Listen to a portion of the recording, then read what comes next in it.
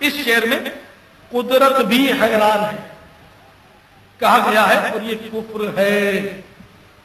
Number 5، کتنا حسین چہرہ، کتنی ہے پیاری آنکھیں، کتنی ہے پیاری آنکھیں، آنکھوں سے چھلکتا پیار، قدرت نے بنایا ہوگا تجھے فرصت سے میرے یار۔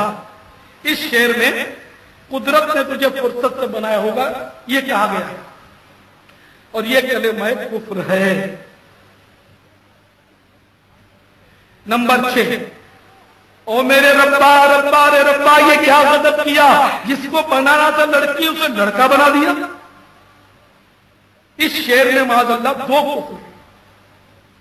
نمبر 1، جس کو لڑکی بنانا تھا لڑکا بنا دیا، یہ اللہ عز و جل پر اعتراض ہے، اور اللہ پر اعتراض کرنا یہ کفر ہے۔ اعتراض کو اتنا کرتے ہیں لوگ کہ خدا کی طرح اللہ تعالیٰ پر بہت اعتراض کرتے ہیں جاہل لوگ، اللہ تعالیٰ رحم فرمائے۔ نمبر 2، اسی کا نمبر 2، ایک تو یہ کہ جس کو لڑکی بنانا تھا اور لڑکا بنا دیا، یہ کلمہ کفر ہے، اور اسی گانے میں دوسرا کفر ہے، پھر اس کو غضب سے تعبیر کیا اس نے، یعنی ظلم کہنا، غضب یعنی ظلم۔ تو اس شعر میں 2 کفر ہیں۔ نمبر 7، اب آگے جو بھی ہوگا، اب آگے جو بھی ہو انجام دیکھا جائے گا، خدا تراش لیا اور بندگی کر لی۔ اس شعر میں خدا تراش لیا اور بندگی کر لی، اس میں 2 کفر ہیں۔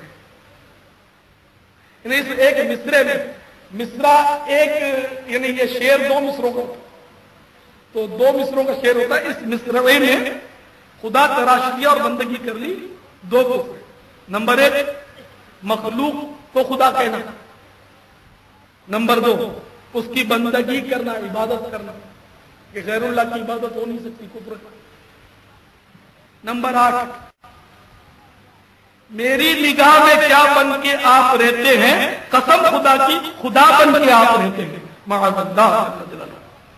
اس شعر میں غیر خدا کو خدا کہہ دیا جو کہ کفر ہے، یعنی اپنی محبوبہ کو جاہل و بے غیرت محبوب نے خدا کہہ دیا اور یہ کفر ہے۔ نمبر 9، کسی پتھر کی مورت سے محبت کا ارادہ ہے، پرستش کی تمنا ہے، عبادت کا ارادہ ہے، معاذ اللہ۔ اس شعر میں پتھر کے بت کی پوجا کی تمنا اور نیت کا اظہار ہے جو کھلا کفر ہے۔ نے کسی نے کفر کی تمنا کی وہ بھی کافر ہے، کہ کاش میں عیسائی ہوتا، کسی نے یہ تمنا کی، ہو گیا ابھی، یا کوئی کہے کہ میں 50 سال کے بعد تو ضرور یہودی بنوں گا، تو یہ ابھی سے بن گیا۔ 100 سال کے بعد میں کافر بنوں گا، کسی نے معاذ اللہ کہا تو ابھی سے کافر ہو گیا۔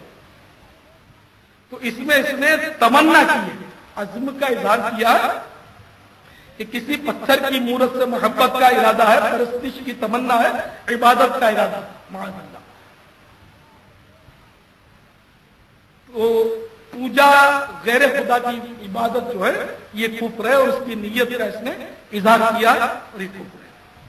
تو میرے پیارے پیارے اور میٹھے میٹھے اسلامی بھائیوں، اور انٹرنیٹ کے ذریعے دنیا کے مختلف ممالک میں سننے والوں اور والیوں، ابھی میں نے کفریات پر مبنی جو اشعار نمونتاً پیش کی ہیں، ان میں سے جس نے ایک بھی شعر دلچسپی کے ساتھ پڑھا، دیکھیں میں حکم شرعی بیان کر رہا ہوں، اہم حکم شرعی، اس کو نہیں سنو گے آپ کو شاید غلط فہمی ہو جائے گی پچھلے بیان سے، ایک دم بگوش ہوش سنیے۔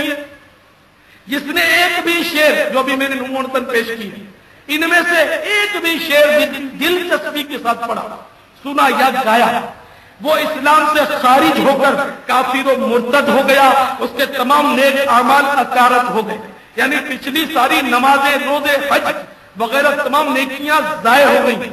شادی شدہ تھا تو نکاح بھی ٹوٹ گیا، اگر کسی کا مرید تھا تو بیعت بھی ختم ہو گئی۔ اس پر فرض ہے کہ اس شعر میں جو کفر ہے اس سے فوراً توبہ کرے اور کلمہ پڑھ کر نئے سرے سے مسلمان ہو۔ مرید ہونا چاہے تو اب نئے سرے سے کسی بھی جامع شرائط پیر کا مرید ہو، اگر سابقہ بیوی کو رکھنا چاہے تو دوبارہ نئے مہر کے ساتھ اس سے نکاح کرے۔ جس کو یہ شک ہو کہ اس نے یہ اشعار دلچسپی کے ساتھ گائے، سنے اور پڑھے ہیں یا نہیں، مگر بس یوں ہی فلمی گانے سننے اور گنگنانے کی عادت ہے اور بے وقوفوں کی طرح گنگناتا رہتا ہے، تو وہ بھی احتیاطاً توبہ کر کے نئے سرے سے مسلمان ہو جائے۔ نیز تجدید بیعت اور تجدید نکاح بھی، اسی طرح نکاح اور بیعت بھی دوبارہ احتیاطاً کر دیں کہ اسی میں دونوں جہاں کی بھلائی نہیں۔ بعض لوگوں کو توبہ کو تو ان کو غصہ آ جاتا ہے توبہ کرنے کا، یہ بھی کوالٹی ہوتی ہے نادانوں کی۔ تو تفسیر مدارک جلد 3 صفحہ 142 پر ہے، جس کو یہ وہم ہو کہ مجھے توبہ کی ضرورت نہیں، اس کو تو سب سے زیادہ توبہ کی حاجت ہے۔ جب دل میں آئے کہ مجھے توبہ کی کیا ضرورت ہے تو فوراً توبہ کر لو کہ اب زیادہ ضرورت مند ہو گئے توبہ کی، کہ اللہ سے توبہ کرنے میں بھی نخرے کرنا، یہ کس نے کہا؟ اب میں آپ کی خدمت میں نئے سرے سے ایمان لانے کا طریقہ بھی عرض کرتا ہوں کہ کسی سے کفر ہو گیا تو وہ کس طرح نئے سرے سے مسلمان ہو۔ آج کل عام دیکھا گیا ہے کہ کوئی کسی کے پاس آتا ہے، کافر آتا ہے کہ مجھے مسلمان ہونا ہے، تو لوگ کسی پیش امام کے پاس لے جاتے ہیں۔ پیش امام صاحب بعض اوقات بولتے ہیں کہ جمعے کو آؤ، غالباً غسل بھی اس کو کرایا جاتا ہو، اور جمعے کی نماز کے بعد اطمینان سے، یا جمعے کی نماز میں جب پوری بھیڑ ہو جاتی ہے پبلک کی، تو اس وقت اس کو مسلمان کیا جاتا ہے۔ یہ طریقہ بالکل غلط ہے۔ جب آپ کو کسی نے کہا کہ مجھے مسلمان کر لو، بس اب آپ سانس بعد میں لیں، پہلے مسلمان کریں۔ یہ میں مبالغہ کر رہا ہوں، انہیں فوراً سے پیشتر، یہاں تک کہ کوئی نماز پڑھ رہا ہے اور کافر کہتا ہے مجھے مسلمان ہونا ہے، تو بس اب دوڑ پڑے، فوری طور پر دوڑ پڑے اور اس کو نماز توڑ کر مطلب اس کو مسلمان کرے۔ اتنی تاکید ہے اس میں، بالکل مطلب یہ نہیں کہ آپ کو ذرا بھی تاخیر کی تو تاخیر کرنے والے پر بھی حکم کفر آیا۔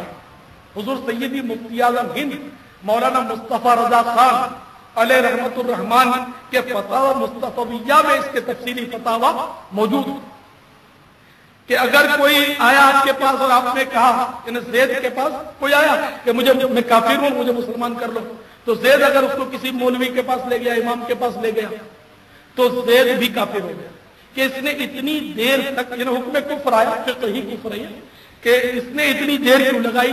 ہو سکتا ہے کہ وہ مکر جائے، ہو سکتا ہے وہ مر جائے بیچارہ کفر پر توبہ سے پہلے جمعے کا انتظار تو اور بھی بڑا دیر ہو گئی۔ تو یہ عام طور پہ لوگ اس طرح حرکتیں کرتے ہیں، دوسروں کے پاس لے جاتے ہیں۔ تو یہ لے جانا دوسروں کے پاس اسی صورت میں ہوگا جبکہ وہ کافر کہے کہ میں صرف فلاں کے پاس مسلمان ہوں گا، تو لے جائے گا کہ آپ کے ہاتھ نہیں، مجھے فلاں کے پاس لے چلو، میں اس کے ہاتھ مسلمان ہوں گا، تو اب لے جا سکتے۔ اب اس پر کفر کا حکم نہیں آئے گا، ورنہ اس پر کفر کا حکم آئے گا، اس کا بھی نکاح ٹوٹ گیا، اس کے لیے بھی نئے سرے سے۔ تو میرے پاس بھی ایسے آتے رہتے ہیں، تو میں تو بھائی دونوں کو کلمہ پڑھاتا ہوں، دونوں کو نئے سرے سے مسلمان کرتا ہوں۔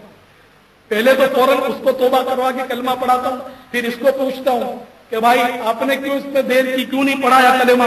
کہ اس نے یہ فرمائش کی تھی یا آرڈر کیا تھا، یا آپ یوں ہی لے آئے، سمجھ نہیں پڑتی تھی۔ تو جب پتا چلتا ہے کہ وہ یوں ہی میرے پاس لے آیا ہے تو اس کو بھی مسئلہ سمجھاتا ہوں اور اس کو بھی توبہ کروا کر اس کو نکاح نئے سے کرنے کی درخواست کرتا ہوں۔